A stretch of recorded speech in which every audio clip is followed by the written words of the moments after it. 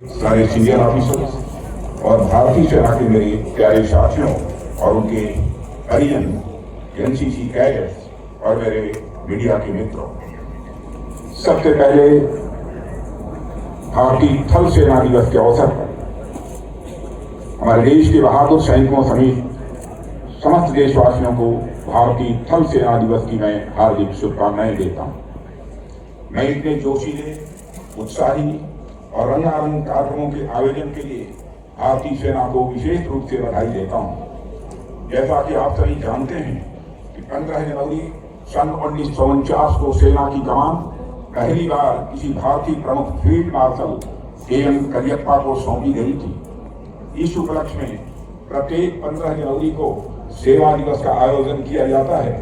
इस तरह सेना दिवस भारतीयों के मान और स्वाभिमान से यह सीधा जुड़ा हुआ है। पूर्व में इस दिवस का आयोजन प्रायः दिल्ली में ही किया जाता रहा है, पर दिल्ली के बाहर इसका आयोजन अधिक से अधिक लोगों को आर्मी डे से जोड़ने का कार्य करेगा। उसमें भी कर्नाटक में इस दिवस का आयोजन हमारे देश की स्वतंत्रता के लिए अपना सर्वस्व न्यौछावर कर देने वाले कर्नाटक के अनगिनत स्वतंत्रता सेनानियों को एक श्रद्धांजलि है। साथियों, इस प्रदेश ने अनेक महान विभूतियां दी, जिन्होंने देश की आन बान और शान के लिए अंग्रेजों से न केवल बहादुरी से युद्ध लड़ा है, बल्कि जरूरत पड़ने पर अपना बलिदान भी दिया है।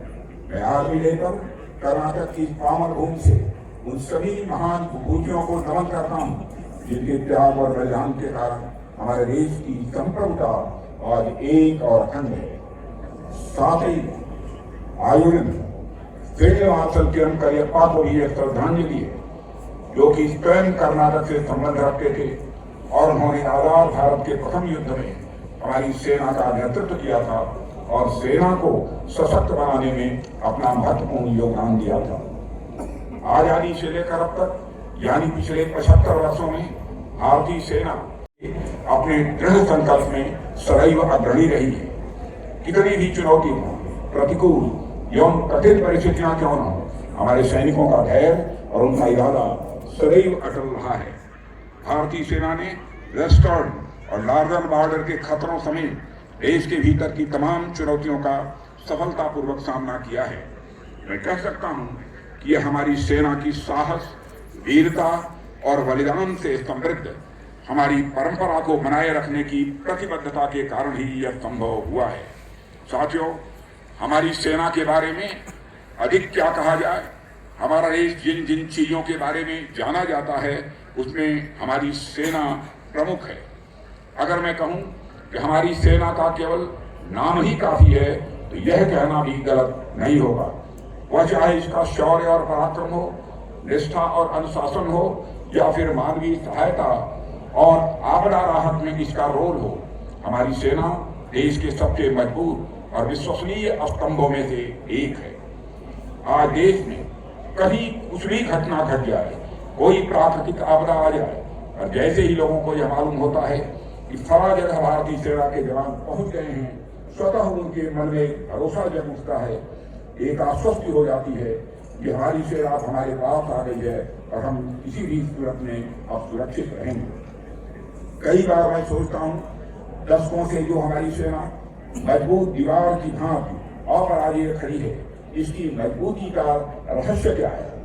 ऐसा क्या है हमारी सेना में? कोई भी समय हो, कोई भी परिस्थिति हो, लेकिन हमारी सेना सदैव और सर्वत्र अपना सर्वश्रेष्ठ देते हुए पूरी तरह से खरी उतरती है। पीछे मुड़कर यदि मैं देखता हूं, तो इस मजबूती के पीछे मुझे अनेक कारण दिखाई देते हैं, पर जो एक सबसे प्रमुख कारण मुझे दिखाई देता है, वह है सेना की लगातार अपने आप को बदलते रहने की क्षमता, लगातार समय के अनुरूप अपने आप को ढालने की क्षमता और नए समय के अनुरूप अपने आप को तैयार करने की क्षमता। मैंने आज जो एक्सलेंट डेमो देखा, वह एक स्पष्ट झलक है इंडियन आर्मी के हौसले, क्षमता और उनकी दक्षता की। सभी पार्टिसिपेंट्स को मैं अपनी ओर से हार्दिक बधाई देता हूं और शुभकामनाएं भी देता हूं। साथियों, पिछले 6-7 दशकों में समय कितना बदला है, उसका वर्णन करना कठिन काम है। चूंकि परिवर्तन प्रकृति का यह शाश्वत नियम है, इसलिए हम देखेंगे तो समाज, राजनीति से लेकर अर्थव्यवस्था तक सब में अच्छा खासा परिवर्तन हुआ है। और अगर इन सब चीजों में बड़ा परिवर्तन हुआ है तो सिक्योरिटी चैलेंजेस भी परिवर्तन से अछूती कैसे रह सकती हैं। साथियों, समय के साथ न केवल सिक्योरिटी चैलेंजेस में परिवर्तन हो रहा है, बल्कि परिवर्तन की दर भी बहुत तेजी से बढ़ती जा रही है। यानी सिक्योरिटी चैलेंजेस में जो बदलाव पिछले 10 वर्षों में हम देख रहे हैं, वह बदलाव पिछले 100 वर्षों के दौरान भी नहीं हुए थे। और अगर हम 100 वर्षों का बदलाव देखें तो इतना बदलाव शायद 1000 वर्षों में भी न हुआ हो।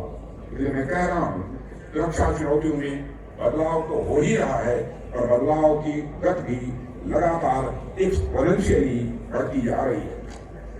साथियों, प्रारंभ में युद्ध मानव प्रधान हुआ करते थे, यानी मानव दूसरे मानव से युद्ध करता था, और जो मानव अधिक शक्तिशाली होता था उसके जीतने की संभावना अधिक होती थी।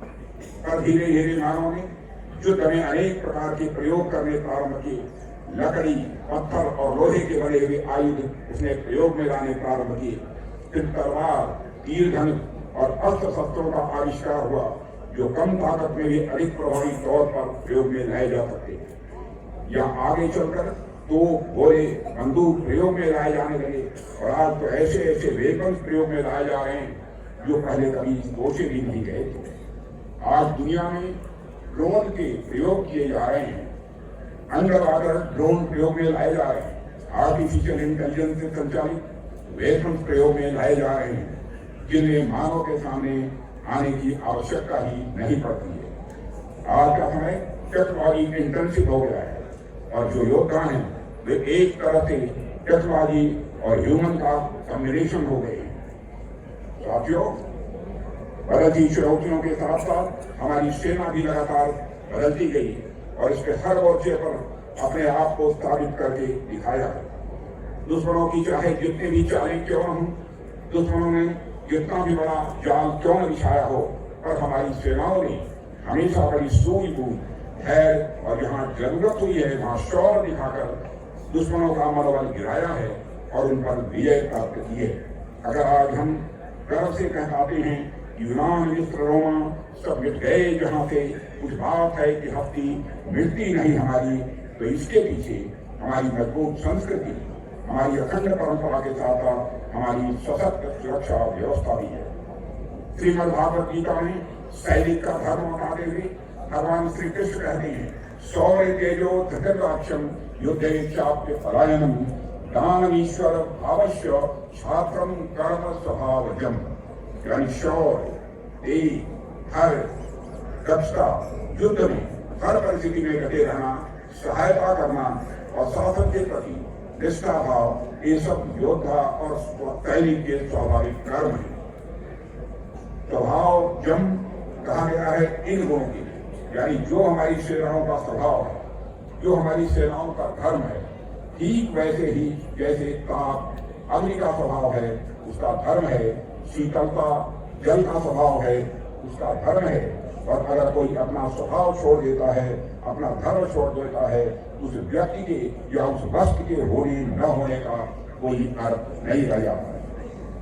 इसलिए जैसे आप पानी को किसी भी पात्र में रख दें तो पानी का आकार भले ही उस पात्र के अनुसार ढल जाए, लेकिन पानी का जो गुण है, धर्म है, स्वभाव है, यानी उसकी शीतलता वह नहीं बदलती है। ठीक उसी प्रकार हमारी सेना भी पिछले 6-7 दशकों में कितनी भी क्यों न बदल गई हो, पर उसकी जो आत्मा है, शौर्य, धैर्य और राष्ट्र और संविधान के प्रति जो उसकी निष्ठा है, उसमें कभी किसी प्रकार का कोई बदलाव नहीं हुआ। 1965 और 71 और कारगिल से लेकर हालिया गलवान तथा तवांग में हमारे सैनिकों के जज्बे ने न केवल विश्व में भारत का सम्मान बढ़ाया है, बल्कि देश के सभी नागरिकों के दिलों में भी सेना की आस्था को बढ़ाया है। न केवल आर्मी बल्कि हमारी एयरफोर्स के पायलट और हमारी नेवी के सेलर्स ने भी समय समय पर अपने कौशल और दक्षता का परिचय देते हुए सैन्य धर्म का सदैव निर्वहन किया है। इस तरह मानवीय सहायता और आपदा प्रबंधन में भी हमारी सेनाएं न केवल देश के लिए बल्कि मित्र देशों के लिए भी एक विश्वसनीय भागीदार है। इनके साथ साथ राष्ट्र संवैधानिक शासन व्यवस्था एवं जनता के प्रति हमारी सेवाओं का जो निष्ठा भाव रहा है, मैं समझता हूँ वह अपने आप में अद्वितीय है। साथियों, हमारी सुरक्षा व्यवस्था का राष्ट्र की प्रगति में अहम योगदान है। आपने अनेक एजेंसी के सर्वे देखे होंगे जो ये बताते हैं कि भारत दुनिया की 5वीं सबसे बड़ी अर्थव्यवस्था बनने के साथ साथ दुनिया में फास्टेस्ट ग्रोइंग मेजर इकोनॉमी में से एक के रूप में लगातार आगे बढ़ रहा है। हमारे देश में बैंक क्रेडिट लगातार बढ़ रहा है। आप सब अवगत होंगे, इनकम टैक्स हो या फिर जीएसटी, गत वर्ष इनका जितना रिकॉर्ड कलेक्शन हुआ है उसके बारे में अब तक सोचा भी नहीं गया था। यह सब हमारी लगातार बढ़ती सुरक्षा व्यवस्था का ही यह परिणाम है।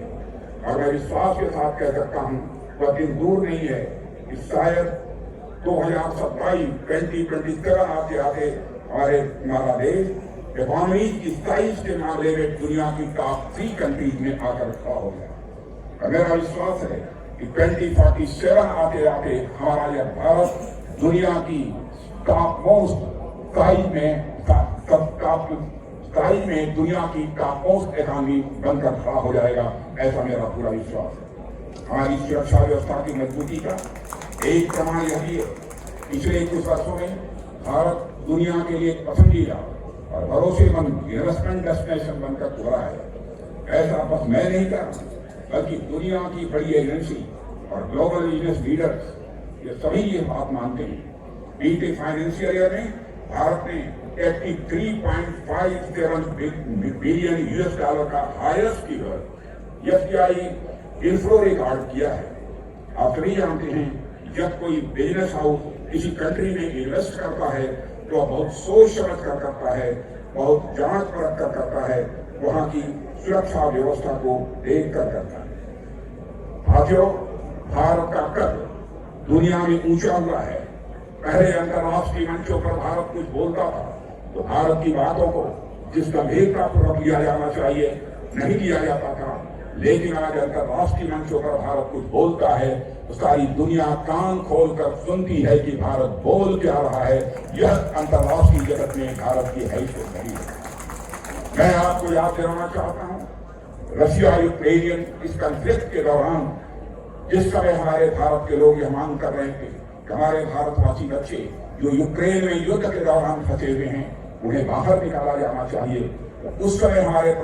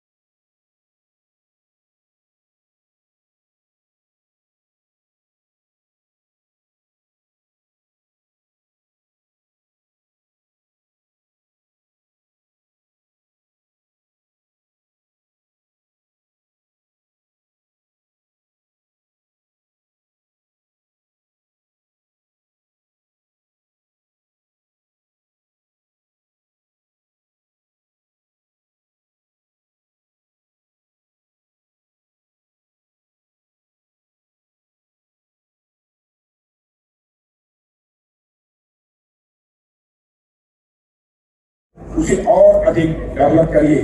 बदलती दुनिया और बदलते सुरक्षा माहौल से हमने जो चीजें ली हैं, उदाहरण के लिए हालिया यूक्रेनी संघर्ष या फिर इसी तरह के अन्य संघर्षों से हमें जो सीखें मिली हैं उसे हम अपनी प्रैक्टिस में लाएं और अपने आप को लगातार अपडेट करने की दिशा में आगे बढ़ते रहें। आज दुनिया की बड़ी सेनाएं अपने मॉडर्नाइजेशन में लगी हैं। वे नए नए थॉट्स, नए आइडियाज पर काम कर रहे हैं, नई नई टेक्नोलॉजी और ऑर्गेनाइजेशनल स्ट्रक्चर पर भी वो काम कर रहे हैं, उन पर रिसर्च कर रहे हैं, नए नए प्लेटफॉर्म और इक्विपमेंट पर भी वो विचार कर रहे हैं। मैं ये कहना चाहूंगा, आप भी आने वाले कल को ध्यान में रखते हुए अपनी स्ट्रेटजी, टैक्टिक्स और पॉलिसीज पर काम करें। और मैं कहना चाहता हूँ हर एक टुडे आने वाले कल का यस्टरडे हो जाता है। इसलिए जो सेना या संगठन केवल आज के हिसाब से अपने आप को तैयार करती हैं वह जल्द ही पुरानी पड़ जाती हैं और अधिक समय तक इफेक्टिव नहीं रह पाती हैं। इसलिए यह आवश्यक है कि हम टुडे की बजाय टुमारो और आप डे आफ्टर टुमारो के बारे में सोचें, अगले 25-30 साल के बारे में सोचें और उस पर हम सभी मिलजुल कर काम करें। यही भविष्य में हमारी सुरक्षा और समृद्धि की राह प्रशस्त करेगा। आइए हम सब मिलकर भारत को आगे बढ़ाएं और हर तरफ से विकसित एवं सुरक्षित भारत का निर्माण करें। आज आर्मी डे के शुभ अवसर पर मैं सरकार और समाज की ओर से एक लक्ष्य लेता हूं, वह है Indian army to be future ready